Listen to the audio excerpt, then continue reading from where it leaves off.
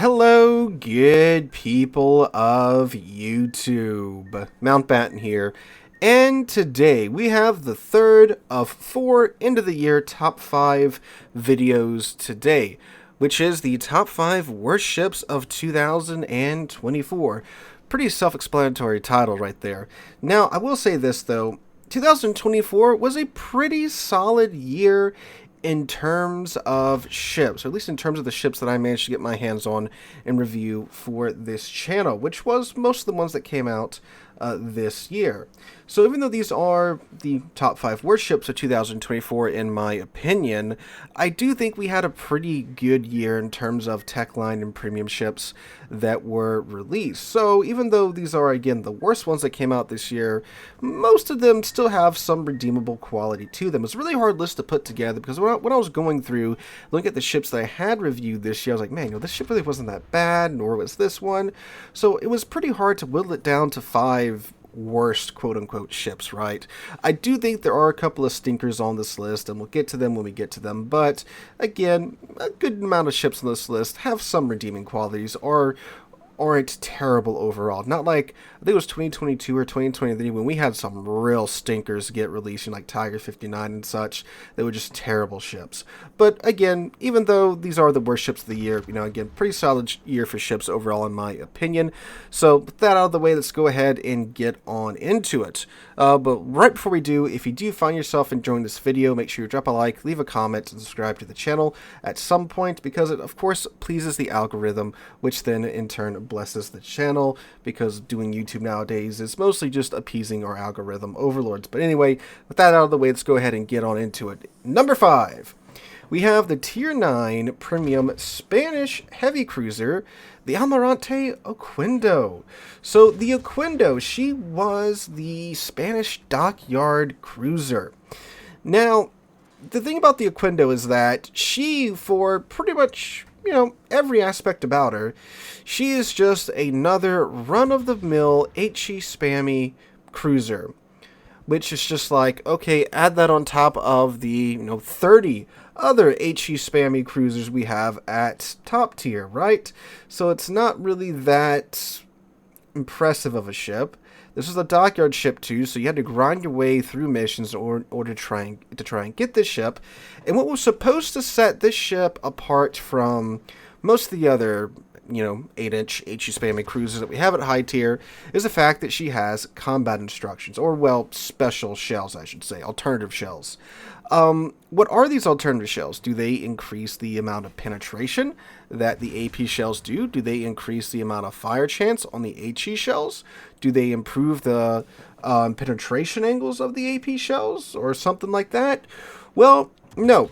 For a 45% longer reload, you get a slight buff to your dispersion on a HE spammy cruiser. Oh. Okay. That's alright. That's something. Now, is the AP excellent on the Oquendo? No, it's just pretty, standard 8-inch AP. I mean, someone shows you broadside, yeah, it's got 12 guns. That'll hurt. But that's it. On a HE spammy cruiser, you get an accuracy buff in exchange for a longer reload. So, yeah, that's pretty lackluster. As many pointed out, it would have made sense if the 2 Tier 9 Spanish ships that we had out back-to-back, the Oquendo and the Victoria, had their gimmick swapped, where the Victoria got the improved dispersion at the cost of, 45% longer reload, and the Oquendo gets the burst fire mode that the Victoria got. That would have made a lot of sense. But we didn't get that. We got this instead. And sure, if a light cruiser, rolls up broadside to you, put AP in the tubes, load your alternative shells, and get that increased dispersion, that improved dispersion. That makes perfect sense, but it's like, okay, that's the thing of this ship. In most other ways, it's just another HE spammy cruiser, which granted, the Spanish cruisers are more, AP focused, right? The tech line ships. So I guess it is different from the Spanish tech line ships. But other than that, yeah, it's just, again, kind of your run-of-the-mill Tier 9 cruiser. Dockyard ships usually tend to be a little intriguing in some ways, or there's some, historical ship, like the Wisconsin. But, yeah, no, that's it. So that's why she's at number 5. She's just kind of a, oh, okay, it's just, another HE spammy ship in the dockyard this time. So you grind out all the combat missions and stuff, then cough up the change to get the ship, and you get another HE spammy Tier 9 ship. Which, I mean, it's a dockyard ship, so it is, mostly free Tier 9, but just kind of a weird combination of gimmick on this ship with it being in the dockyard. So, yeah, not really a terrible ship because, yeah, it spams HE, it burns things down, but I could play Goliath if I wanted, a heavy cruiser that's great at HE spamming. So, yeah, just kind of a letdown of a ship, letdown of a dockyard, and nothing really impressive here at the Oquendo, which is why she's at number 5. Number 4, though, is the Tier 10 Tech Line Commonwealth Cruiser, the Cerberus. Cerberus is in kind of the same boat as the Oquendo because guess what? It's another high-tier HE spammy 8-inch armed cruiser. 12 guns again. And guess what it's great at? Mid-range HE spam, just like the Oquendo. However, the Cerberus and the Commonwealth line were built as, these ASW gods, right? They were going to have these improved characteristics that made them better at dealing with submarines, and they were going to have, the submarine surveillance. Well, the Cerberus does get submarine surveillance, but it's only active for 20 seconds, so there's that.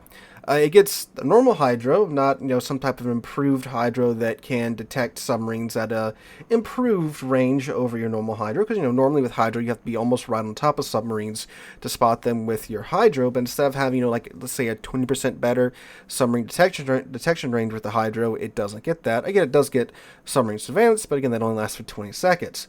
And it does get 3 charges of its ASW planes, and it does have a kilometer longer range than your standard Tier 10 Tech Line ships tend to.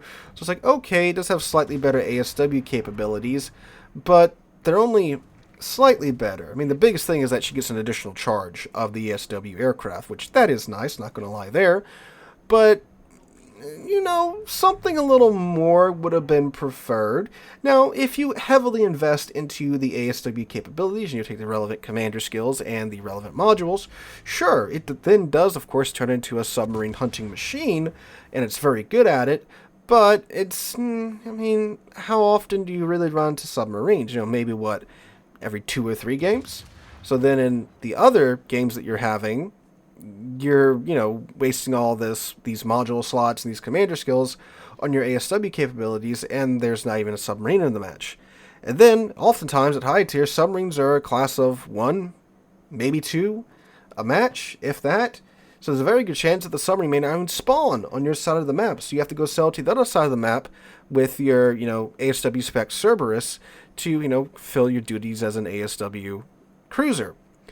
Well, okay then, that's not really great. So in most cases you'll build into main battery guns or normal cruiser skills, and you are yet again another mid-range HE spammy cruiser.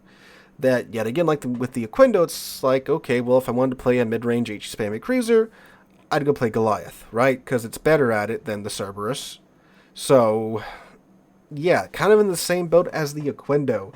So it was weird because we got the I think we got the Cerberus of the Oquendo, and then like an update or 2 later we got the other, right? So it's like, oh, we got 2 mid-range 12-gunned 8-inch HE spammy cruisers back to back. I mean, yeah, true. While it is true, if there's a submarine on your flank, Cerberus is very good at dealing with it, but in every other instance, you're going to just be playing it like you do so many other cruisers in the game. So it's kind of same-ish with a little bit of ASW flavor in there. Completely workable, right? If you are someone from one of these Commonwealth nations, it's kind of cool that your boats are in the game now. But it's just kind of more of the same, right? Again, with a little bit of flavor of ASW thrown in there. So while not bad, a little bit disappointing in my opinion. Hence why it is, again, at the number 4 slot and not further on down the list. But speaking of further on down the list, we have our number 3, which is the Tier 9 Soviet heavy cruiser, the Kozma Minin. The Kozma Minin was a ship that kind of just came out of nowhere. I do believe I remember reading the initial dev blog where the Minin was announced. but it kind of just went into my memory hole after that, right? So the Minin is the latest in the line of ships where where Wargaming takes a Soviet ship and slaps some German guns on there and calls it a day. The one that comes to my mind right now is the Sevastopol, which was, to Wargaming's credit, a real design. It's the original design for the of course, the name is going to escape me right now in the middle of me talking about it. The Tier 9 Soviet heavy cruiser that has the 305 millimeter guns. The Stalingrad Junior, right? It was the original design. She's supposed to have the 15-inch guns that these Germans had developed for the Gneisenau class. So this was what it was supposed to be. But then, Germany invaded Russia, and that deal went out the window. So then we got to the Kronstadt. That's the one I'm thinking about. So Kozma's kind of like that, where they took some German guns, and now you have a twin set of guns on each turret instead of the triple set of guns on each turret. And in this case, though, they are the guns of the Rune. I believe they're set up in Hipper turrets, but they're actually Rune's guns. So you get some German 8-inch guns on, what was the Donskoi. So you get a heavy cruiser set of guns on a light cruiser hull with the improved AP and all that jazz. So it's basically more of an AP-focused Donskoi. Which, there is definitely some potential for that. But, of course, with how things go at higher tier, there are going to be many a case where you're going to have to fall back on that HE, and, well, you sacrifice a lot of your HE DPM because, well, again, this is more of an AP-focused cruiser, so it tends to just be, I'm praying for some fires here, now I'm throwing, less shells at the target, and when the shells are hitting, again, you don't have the HE DPM that you originally have in the Donskoi, so it's like, okay, it's kind of a neat side grade to the Donskoi. If you really like the Donskoi, you want more of an AP-focused Donskoi, yeah, you still get the 12-kilometer radar and all that, which is pretty useful, but again, with the way that, you typically play the Donskoi, you'll be playing the Minin in a pretty similar way, just again, focusing on, farming down those broadsides with your AP, which, when you have those broadsides and you get them AP shells out, it does a pretty good amount of damage. You'll be chunking broadside battleships for like 5 or 6k a salvo when you get those AP shells landing. But again, you're doing this from longer ranges, so like your radar isn't really that useful, because the Donskoi hull, if you've never played it before, it's very squishy. Granted, the Minin does have some armor improvements over the Donskoi, so you get a little bit better armor there. But still, if you get caught broadside, you're going to be having a terrible time anyway. So yeah, it wasn't that overly spectacular in my opinion. Just more of wargaming, kind of kit bashing ships. They didn't even really upgrade the model. The model for the Minin still has the blacked out windows instead of the transparent windows that newer tech line and premium ships do have. So it just kind of felt like a little bit of a lazy, kit bashing going on. We tweaked some stats here and there, which sometimes those do work, and those are pretty solid ships. But the Minin's just, kind of a really niche ship that they charge $77 for, right? So not really worth what you had to cough up to get it. Kind of like a crate filler, one of those ships that you'll get in the Santa Container event, be like, oh, what the hell is this thing? And it's just some mediocre ship. That's pretty much what I chalk the Minin up to being. So, going on down to number 2, we have our first really just not so great ship, in my opinion, which is the Tier 10 Italian battleship, the Sicilia, which really pains me to say that, because the Sicilia, man, I was really excited when the ship came out, and I think that kind of, I wouldn't say jaded my review of it, but it's, there's a lot of hype behind this ship, because finally we have our high-tier, viable secondary Italian ship that has SAP secondaries, because the Sicilia, unlike the other Italian ships and the other Italian secondary ships, the Shippy Verdi, which do have SAP secondaries, they're on those 90mm guns, which, the SAP shells very much does make them more better, right? And I know that's not proper grammar, it just sounds funny. It does, make their performance a lot better than the, 90mm HE shells do. The Sicilia instead has 127 millimeter guns. They have the American 5-inch secondary guns. I believe this is, some type of what if, like, the Colombo class really got built, and then, Italy surrenders halfway through the war, and then the Sicilia got sent back to the U.S., got either completed there or refitted there. It has the American 5-inch guns, right?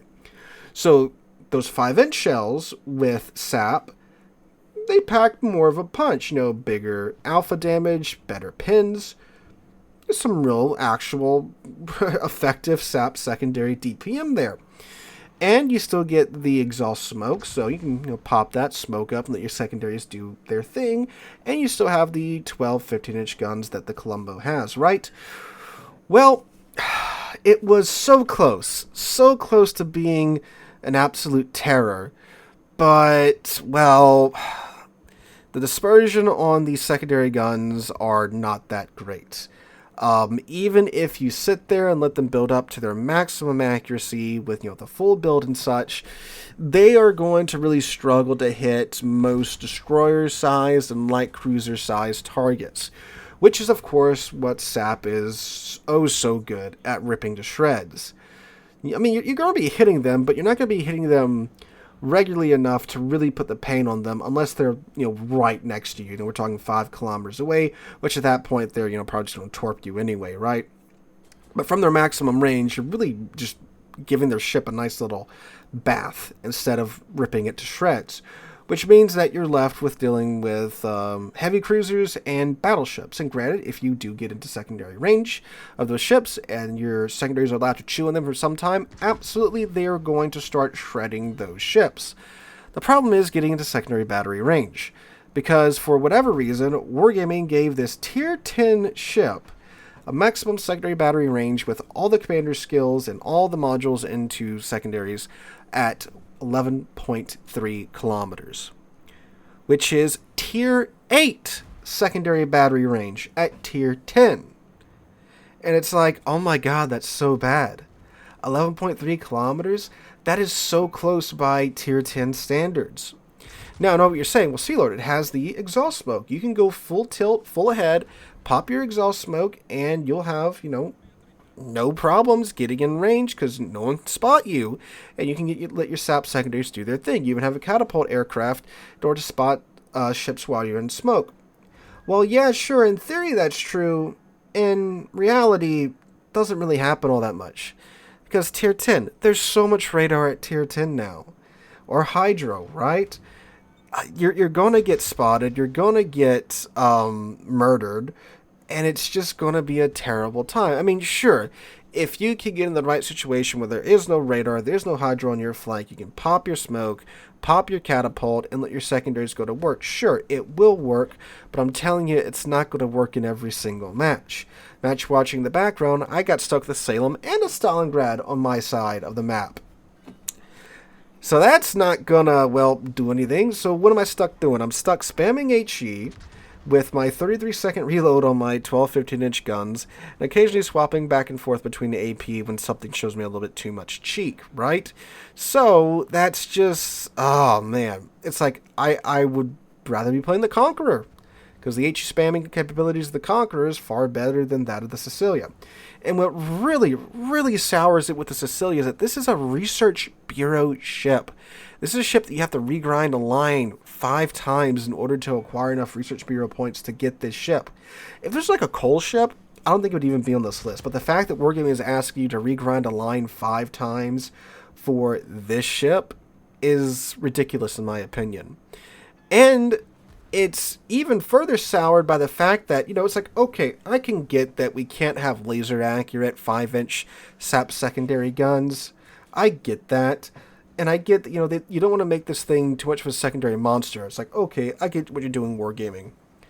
And then we have the Pan American battleships get released the latter half of the year, and now we have Libertards with 15-kilometer secondaries running around with, 210 millimeter secondary guns. Alright, Wargaming. Alright, I don't get what you're doing here, but okay. So, yeah, that's kind of the final nail in the coffin for the Sicilia for me. So, yeah, if it was a coal ship, that'd be a much different story. But the fact that they're like, yeah, go play a line 5, go through a line 5 more times for this, please. And then you could have this absolutely just terrible secondary ship. Oh, man. So that really seals the deal with the Sicilia for me and why she's number 2 on this list. But number 1 is a ship that wasn't that popular in the first place, but had her place in the game. Then some changes came out this year that really murdered her. And that is the Tier 8 Premium Japanese submarine, the I-56. Now, the I-56 did not come out in 2024, that is true. But there were some big changes that did come out in 2024 that absolutely murdered this ship. Hence why I'm allowing it on the list this year. And plus, it's my list. I get to make the rules, right? So what happened to the I-56? Well, the I-56, pretty interesting design for a submarine in game. According to Wargaming, this is more of a quote-unquote cruiser submarine. She has a lot of HP. She has a player-controllable deck gun. And she's really meant to operate more on the surface than underwater. She's actually, in fact, a terrible submarine when below the surface. But on the surface, she has a good amount of torpedo tubes in her bow and a pretty quick reload time when you build into it, somewhere around 40-ish seconds with a build. So you're kind of really, a very narrowly focused torpedo destroyer, right? With the ability to submerge at periscope depth and just keep spamming torpedoes down torpedo lanes. And that's where the I-56 really excelled at back in the day, and then catching the occasional destroyer off guard and ruining their day with its deck gun that fires sap. And it was difficult to play at first, but you could get it to work and have pretty good games in it. But then we got the shotgunning nerf, which limited well, not really limited, but it imposed upon all submarines a 3-kilometer arming range for their torpedoes. Now, that does sound pretty reasonable, right? That it was really frustrating getting shotgunned back before these changes happened, but for the I-56, that really, really screwed it over. Now, you might be thinking, well, Sealord, 3 kilometers away, that's kind of, that's a little too close for a submarine to be able to dump all of its torpedoes at you and, them do full damage. And I can definitely see where that's coming from. But in the I-56's case, a lot of times you would be, the optimum range was, 6 kilometers away from an enemy ship sitting at periscope depth, either, hugging the corner of an island or, just praying that you can sink this guy before your battery charge runs out, which, you only have a 2-minute battery time, so that's not that long in the first place. So you'd be sitting there and torpedoing these ships as they're, pushing into your team. And the I-56 does not have any stern torpedoes, so you're, stuck with the bow torpedoes. Well, most ships that it's faced to get Tier 8 and above, they could easily go over 32 knots. And if you're running someone down from, 6 kilometers, there's not that much of a time between the 6 kilometer mark and the 3 kilometer mark. Or especially from like the 5 kilometer mark to the 3 kilometer mark, you can easily close that before those torpedoes get to the target ship. So, that kind of murdered the play. So now you got to play it further out, or you're still doing this high risk, high reward gameplay, and now your torpedoes just, you don't have enough time for them to arm. So, you're doing menial amounts of damage to the enemy ship, right? And, in this high risk, high reward play style. Really, the torpedoes for the I-56 should probably have like a 2 kilometer arming range because the ship is so slow. Like, it goes, 13 knots underwater. It's a massive target. So I don't think it would really be the best shotgunning submarine in the game. And it would still have like a 2.5 or 2 kilometer arming range on the torpedoes to cut back on the shotgunning. But yeah, that nerf really murdered the playstyle of the I-56 this year. And it's definitely, in my opinion, the worst submarine in the game. You can still do some pretty funny stuff with the deck gun from time to time. That's why I still take it out every now and then. But yeah, it's just a miserable, miserable ship to play in today's World of Warships. So guys, let me know what you guys think about my list. What ships do you disagree with? What ships do you agree with? What would be your top 5 worst ships of 2024? Let me know all that good stuff in the comments down below. Hope you guys have a wonderful Monday and wonderful rest of your week, and a wonderful Christmas Eve. I hope to catch you guys in the next one.